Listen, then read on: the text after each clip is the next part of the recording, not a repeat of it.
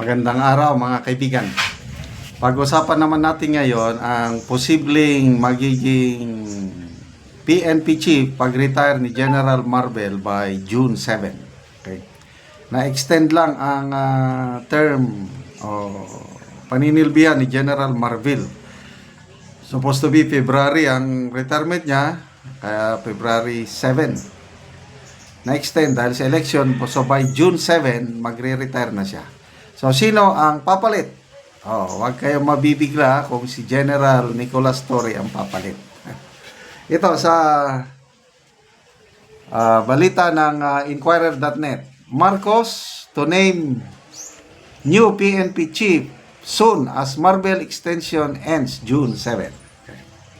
Basahin ko President Marcos is expected to announce soon the successor of PNP Chief General Romel Francisco Marvel, whose extension as the country's top cop is set to expire on June 7.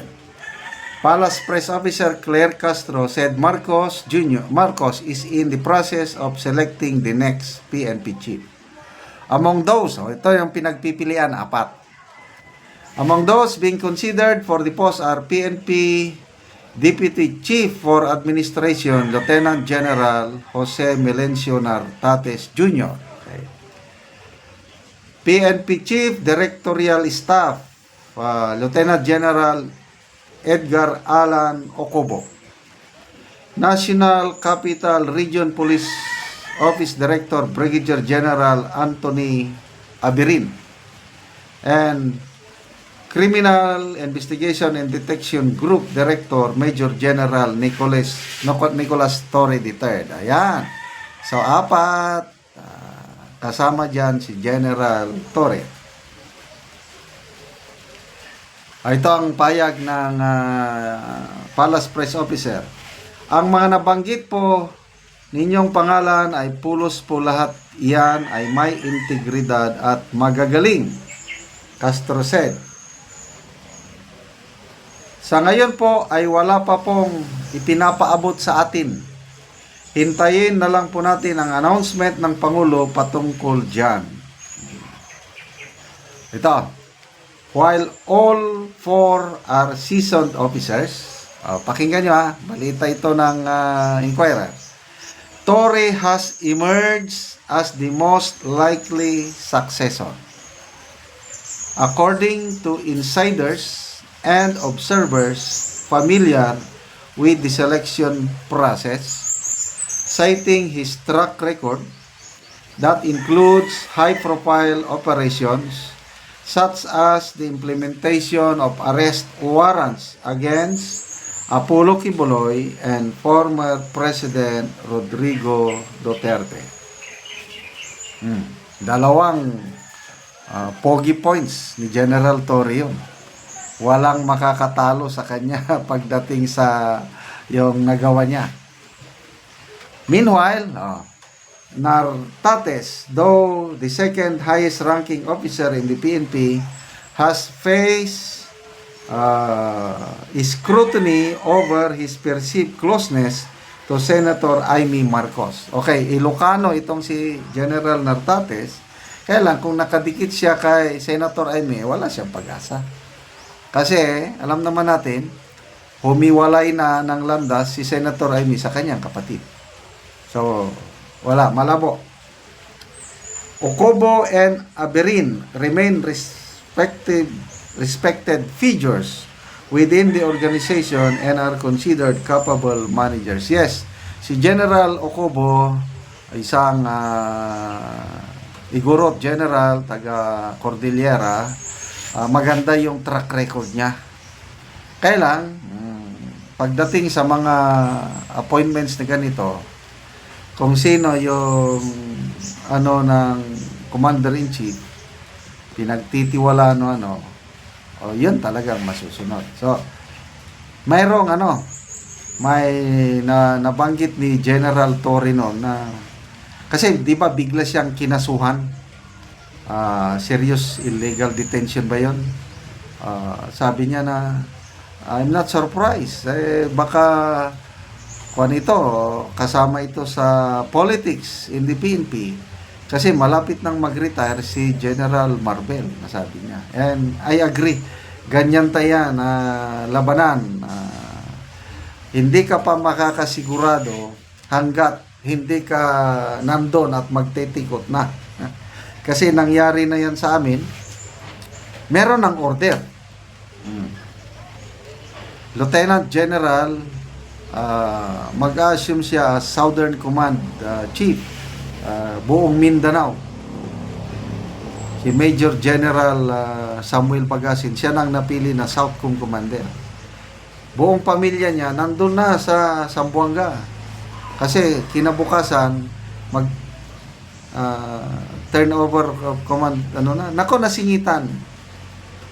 Last minute, panahon ito ni President Gloria Macapagal Arroyo, nasingitan. Ang umupo is, nakalimutan ko na sino yung umupo. Wala. Masakit. Kailan, yan na po ang nangyayari. May nagkakaroon ng military politics. So, sa police politics. So, tingnan natin. Kailan, kung ako ang inyong tatanungin, my guess or my prediction, pinakamalakas na kandidato ay ito si General Torre. So, again, yung mga nagmamahal kay Tatay Digong, wag na kayong masaktan. Tanggapin nyo na lang. Na grabe, sa Facebook Reels, ang dami kong napapanood. Nandyan, nagsasalita si General Torre, mamaya na lang, ganun siya, o anong gagawin, ano naman yun. Hindi naman sana dapat, kaya lang, wala tayong magawa, that's, I don't know, kung kasama na ba yun sa freedom of speech, o yung nakakapanood kayo sa Facebook Reel, mga galit na tao kay General Torre. May isa akong napanood na sa abroad, I don't know kung US ba, yung nakalagay sa screen, malaking screen, yung anak, yung babae, gamit ng tsinelas. Ayan papaluin niya yung mukha ni General Torre sa screen, ginaganyan niya. Dumating ang nanay, no, not that one. Ginanon niya yung anak niya. Tapos yung nanay kumuha ng bat. This is how to do it. Sabi niya, pinalo niya ng bat yung screen. Di namatay kasi galit sila doon sa naka-flash doon kay General Torre. These are just emotions. So, kailan? Hintayin natin. Prerogative ng Pangulo yan kung sino ang ilalagay niya na PNP chief.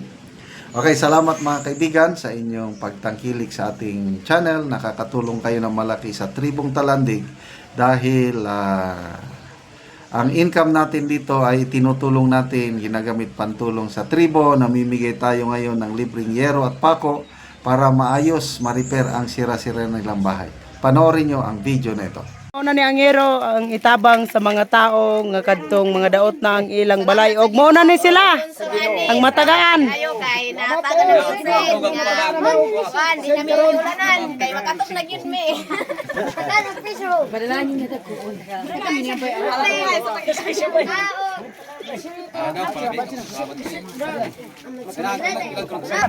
anom. Michael di ba bala na may kaplak. Babay.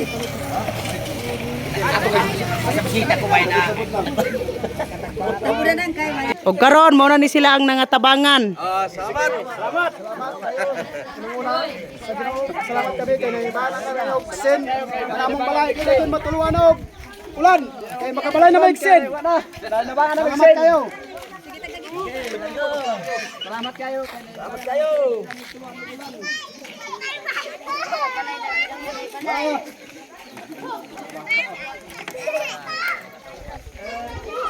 Nabangan kayo do, sen do. Ilahi salamat kayo Ginoo. Nabangan kayo sen. Nga mo ni. Ay nabangan na gid ko.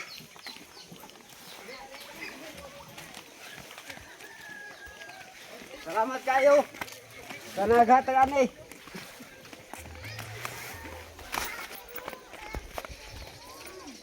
Ginuhap na inabangan kayo Sid para salamat po ginuhap.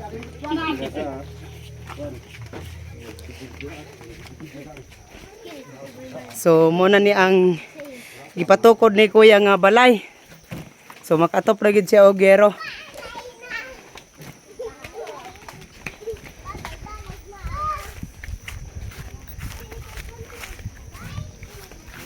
Ayo. Kaya na inabangan na gid ko anay makagbalay na gid ko.